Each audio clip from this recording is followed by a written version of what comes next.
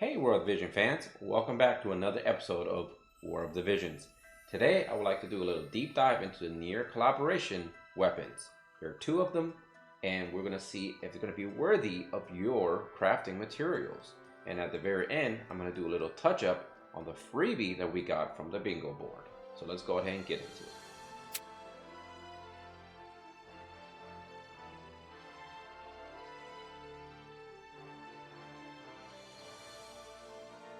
The Nier Collaboration offers two great weapons, a katana and a spear. You can get a +3 version of each weapon. All you have to do is look into the specific missions that you need to accomplish. For the brutal difficulty, you have to do all wind elements in order to earn a +3 katana.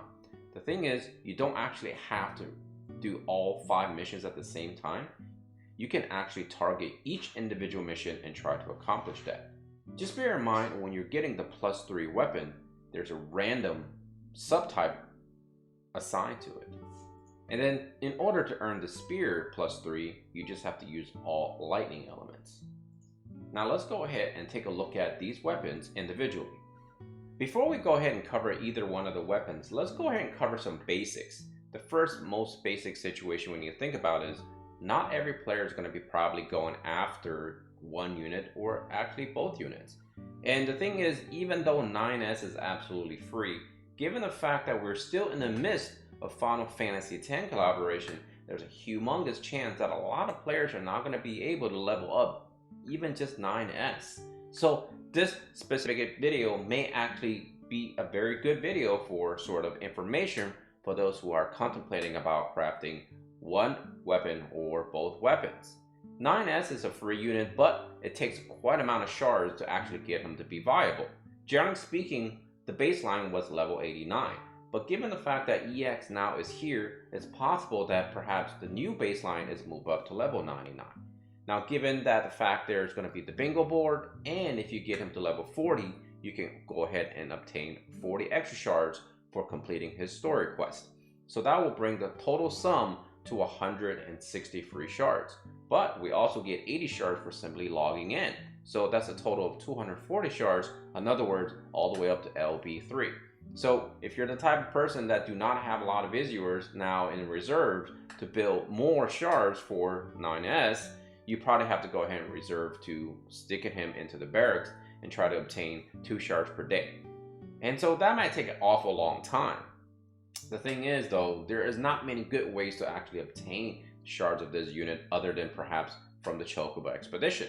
And given the fact that we have 27 days or 28 days to do this, you may still get him all the way up to LB4, which will be again level 89. So you may actually still consider building him even if you decided not to spend any viewers. So with that all in mind, let's go ahead and take a look at the specific weapons, in this case the spear.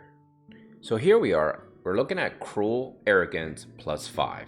As you can see, I have set it up for a +5 version, in which case you will need quite a bit of materials. You're going to need 1,890 of the black spirit sand, but the great news is you can actually farm this from story mode. You will need lightning crysts, which will require 315 of those, and finally the Marlboro tentacles, which you obviously need by farming during the EX quest themselves. But bear in mind, you are also going to need a little bit more than the 315 of the lightning crisp, because you're going to need those in order to enhance it. And you're also going to need more black spirit sands as well. So in this case, let's take a look at the stats.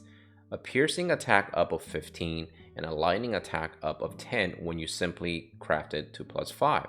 But bear in mind, when you're actually enhancing it, you're also going to gain more lightning attack, which I will show you by going ahead and directing us all the way to ultima.jp.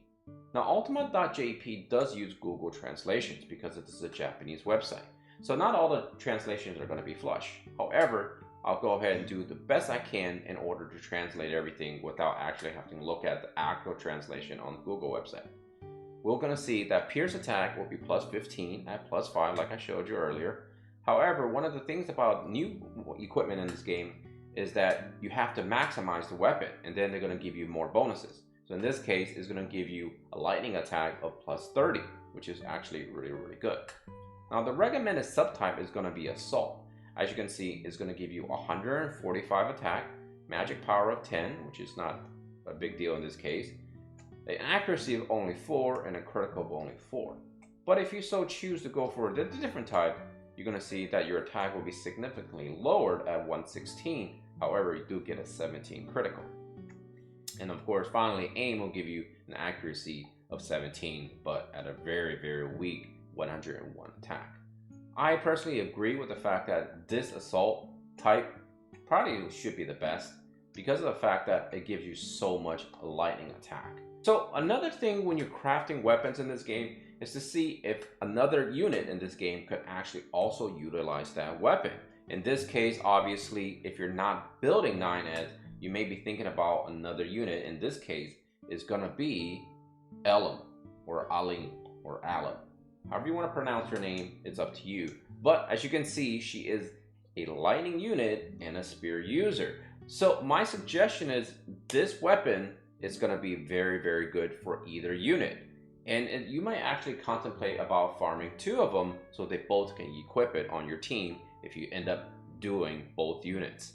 And the beautiful thing about Elam is the fact that she is actually a premium unit of MR quality, which means that all of her shards are going to be doubled in price if you're trying to farm it from the shop.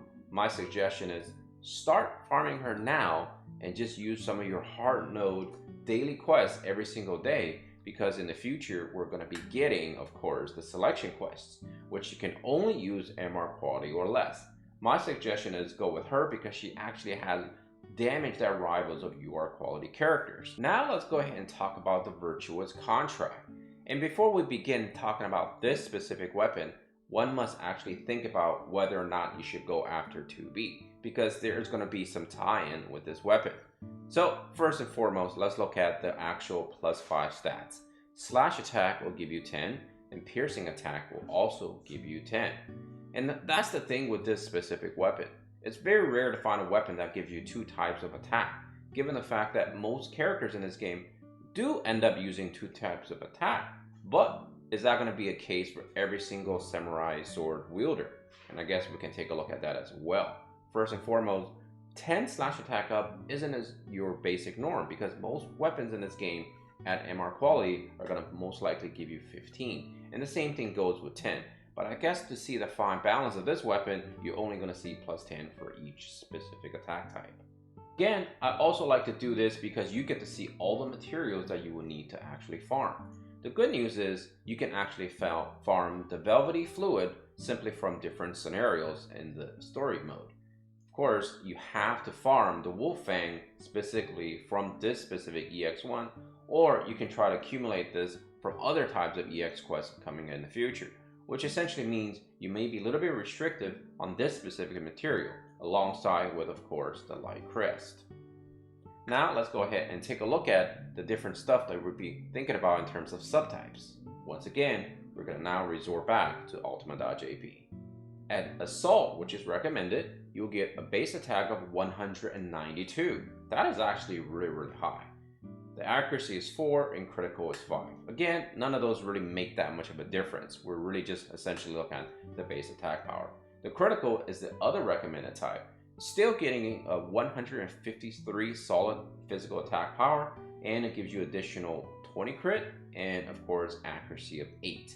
And for those of you who are interested in the other type, you get only 16 accuracy for a very low base attack of 134 attack power. So again, I feel like I'll probably go with the assault type recommended, because as always, you can still get a really good amount of critical from perhaps another source of equipment.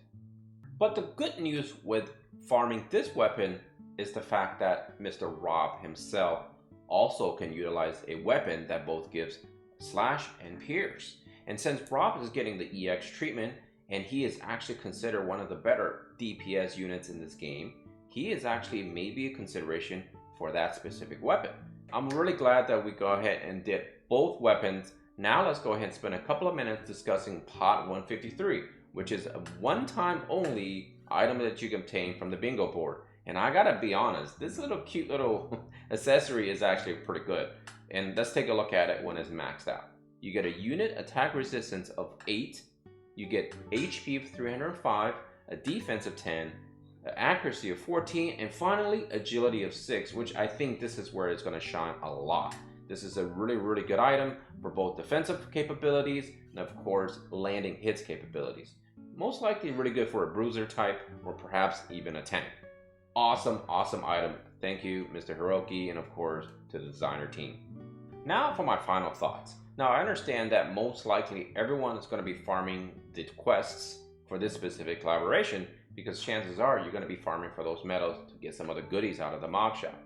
That being said, not everyone's probably going to be willing to spend their hard-earned crafting materials to craft said weapons, because it's very easy to get the recipes as long as you just keep spending some time to farm those specific quests, obviously for those medals. So that's why I made this series, because we really want to make sure that we make the proper decisions when it comes to utilizing some of our most valuable resources, in this case the crafting materials. I think in this specific situation, both weapons could be used for more than one unit and actually use it for really good potential. So I think I can definitely recommend both items, specifically if you're gunning for any of those 4 units that we mentioned. I think that's all the time for this video. Until next time, take care of yourself and all your loved ones. Nashtaters out of here. Take care.